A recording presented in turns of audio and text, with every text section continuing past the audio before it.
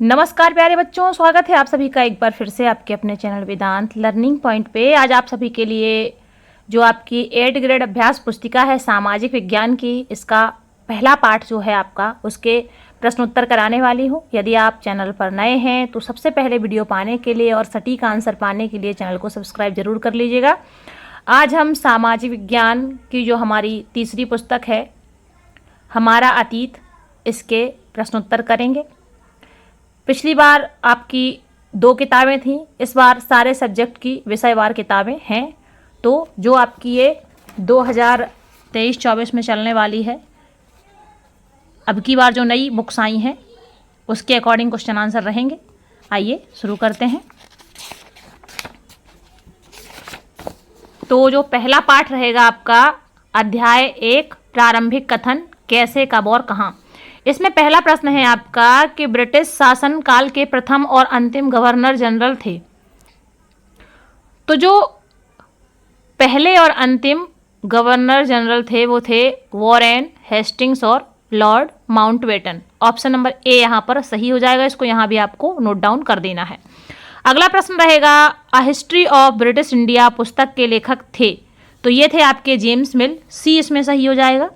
अगला प्रश्न रहेगा जब किसी देश पर दूसरे देश के द्वारा दबाव पूर्वक आर्थिक, सामाजिक और राजनीतिक परिवर्तन किए जाते हैं तो इस प्रक्रिया को कहा जाता है। औपनिवेशीकरण कहा जाता है। ऑप्शन नंबर सी यहाँ पर आपका सही हो जाएगा। इस तरह से आपको नोट डाउन कर लेना है। अगला प्रश्न है महत्वपूर्ण दस्तावेजों को सुरक्षित रखा जाता था, तो जो महत्वपूर्ण दस्तावेज थे उनको अभिलेखागार में सुरक्षित रखा जाता था। ऑप्शन नंबर बी यहाँ पर आपका सही हो जाएगा। अगला प्रश्न है इतिहास के आधुनिक काल को विकास का युग क्यों कहा जाता है। पश्चिम में आधुनिक काल को विज्ञान, तर्क, लोकतंत्र, मुक्ति और समानता जैसी आधुनिकता की ताकतों का विकास होने के कारण इसे विकास का युग कहा जाता है। अगला प्रश्न है सुलेखनवीस किसे कहा गया है। सुलेखनवीस ऐसे लोग होते हैं जो बहुत सुंदर ढंग से चीजें लिखते हैं। अगला प्रश्न रहेगा अभिलेखागार में आप क्या क्या देख सकते हैं। अभिलेखागार में महत्वपूर्ण दस्तावेज, पत्र, ज्ञापन, निर्देश, सुझाव, नीतिगत फैसले, टिप्पणी, प्रतिवेदन सभी शासकीय विभागों की देख सकते हैं।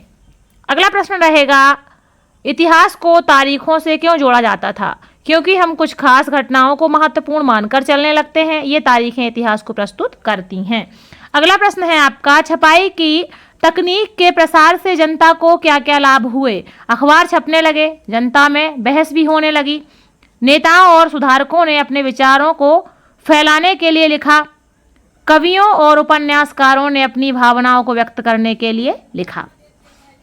अगला प्रश्न है औपनिवेशीकरण से क्या आशय है। जब एक देश किसी दूसरे देश के ऊपर अपना प्रभाव स्थापित करता है जिस कारण वहां राजनीतिक, आर्थिक, सामाजिक और सांस्कृतिक बदलाव आते हैं, औपनिवेशीकरण कहलाता है। अगला प्रश्न है जनगणना द्वारा किस प्रकार की जानकारियां एकत्रित की जाती हैं। जनगणना के जरिए भारत के सभी प्रांतों में रहने वाले लोगों की संख्या, उनकी जाति, इलाके और व्यवसाय के बारे में जानकारी इकट्ठी की जाती हैं। अगला प्रश्न है जेम्स मिल द्वारा अपनी किताब में मुख्य रूप से किन बातों को उल्लेखित किया है।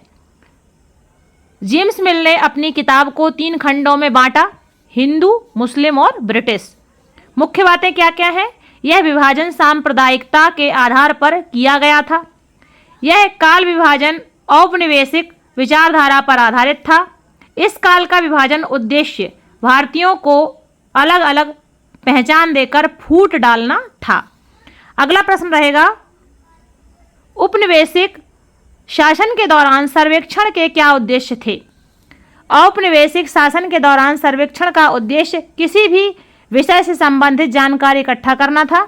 इसीलिए औपनिवेशिक सरकार ने देश को जानने के लिए विभिन्न सर्वेक्षण करवाए थे, जैसे गांव में राजस्व, यहाँ पर ये राजस्व लिखा हुआ है।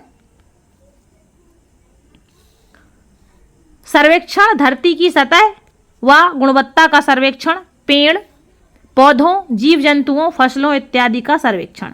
इसी के साथ ही इस पाठ के पूरे प्रश्न होते हैं।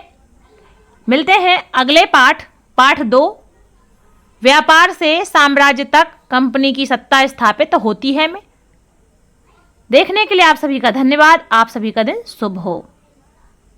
वीडियो अच्छा लगा हो तो इसे लाइक करें, शेयर करें और चैनल को सब्सक्राइब करना ना भूलें।